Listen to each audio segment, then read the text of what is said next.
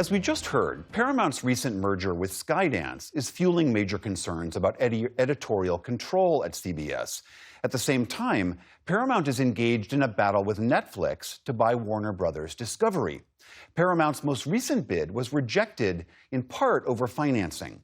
But today, Larry Ellison, the father of Paramount CEO David Ellison, personally guaranteed $40 billion as part of an effort to revive that bid. But Netflix's proposed $83 billion offer is still considered the favorite for now. Talk of this deal has triggered widespread fears in Hollywood about what this could mean for the creative industry. Our senior arts correspondent, Jeffrey Brown, gets some perspective from one of the leading unions. It's part of our Arts and Culture series, Canvas. One key opponent to the deal is the Writers Guild of America, whose members have a lot at stake. Joining me now is president of the WGA West, Michelle Mulroney. And thanks so much for joining us. Now, you have come out strongly opposed to this deal. What's your chief concern? Our members are very concerned about this merger because we've seen in the past that mergers always promise benefits, but they inevitably lead to fewer jobs for industry workers, mass layoffs, and diminished competition in the marketplace. What have you seen in the past that causes that? We only have to look a few years back to the Disney and Fox merger, where there were a lot of promises that this merger would mean more production, more programming, but in fact the opposite has happened. In 2016, pre-merger, these two entities were putting out about 25 movies a year, and last year they only put out 14. So that's just an example of the way that unfortunately these mergers and acquisitions often cause contraction in the marketplace. So how would that play out, do you think, or how do you fear it might play out in this specific case? Would HBO go away? Would there be fewer theatrical releases? What's the worst fear here?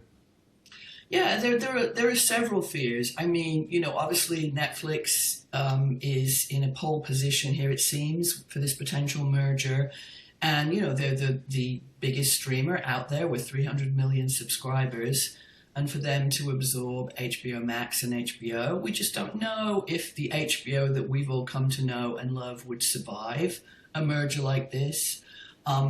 Anytime there's an increasingly small number of creative gatekeepers getting to decide which projects are writers' right, which stories get told, and what consumers get to watch on TV streaming or in theaters, that's of concern. We anticipate potentially less variety, and certainly we're concerned about the theatrical exhibition business, which has been, as you know, struggling since the pandemic to find its footing again, and what this acquisition might mean for them. Could it not be argued that Netflix, of course, has a lot of money, that it certainly has created all kinds of programming? Could there not be more opportunities, not less, with its resources? It's hard to say, but again, based on mergers we've seen before, that's rarely the case. There's often a lot of talk of 1 + 1 = 3, but in our experience, it's more like 1 + 1 = 1.5. Yes, they have a lot of resources, and now potentially getting into the theatrical business, we'd have to see how that plays out. We know that their core business, which has been very successful, of course, has relied on all of us staying at home on our couches, watching the scripted programming. Are they suddenly going to want us all out in movie theaters? How are they going to handle theatrical windows, that time frame between when a movie is in a theater and when it appears on a streaming platform? If those windows are short, as they have been for Netflix, around 17 days, that doesn't give a movie a chance to perform and find an audience. So we're very concerned about the long-term effect on theatrical exhibition of this potential merger. But those long-term economics of the industry that you're talking about, those have been happening and those continue either way, don't they? The shorter theatrical releases, the move to more towards streaming? They don't necessarily have to. I mean, there was a time when the movie business, the theatrical business, was doing better because we had more robust theatrical windows of, 45 days, 90 days.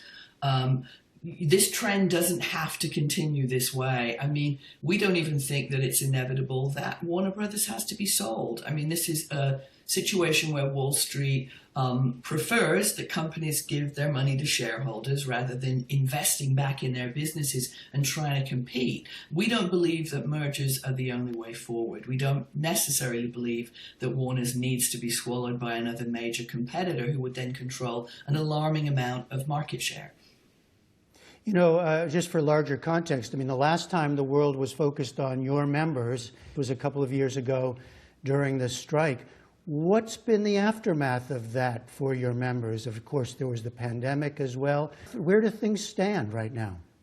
It's been a very complicated time for our industry. Of course, we made really, really important gains and wins in that 5-month strike. But since the strike, not because of the strike, but since the strike, we've seen a real pullback in spending in this industry where less is being produced. You know, we've seen almost a 40% decline in jobs in episodic television, for example. And so it's been a very challenging time for our members. So at a time when there's already more, you know, this contraction in our business, I think we can ill afford the risks of a merger and what might come from that. Paramount may still come back with a new hostile takeover attempt. Do you have the same concerns over that potential deal?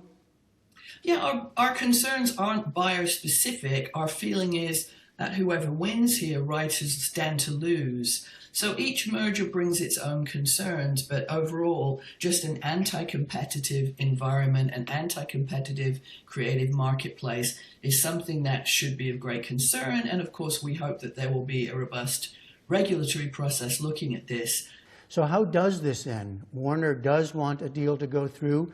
You want regulators to block it altogether? In an ideal world, that's what we're pushing for. We're meeting with congressional committees and attorneys general to really ask them to, you know, do what they're supposed to do, ask the hard questions, go through the antitrust process, and look at the downsides of, as I said, any single entity controlling this much market share. I mean, the Kroger's merger in the supermarket world was blocked, and you know in the publishing world, the Penguin merger was blocked as well. So it's kind of, you know, it's not like they can't do this.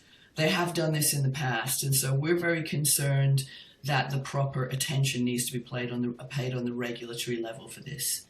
Michelle Mulroney of the Writers Guild of America West, thank you very much. Thank you so much for your time.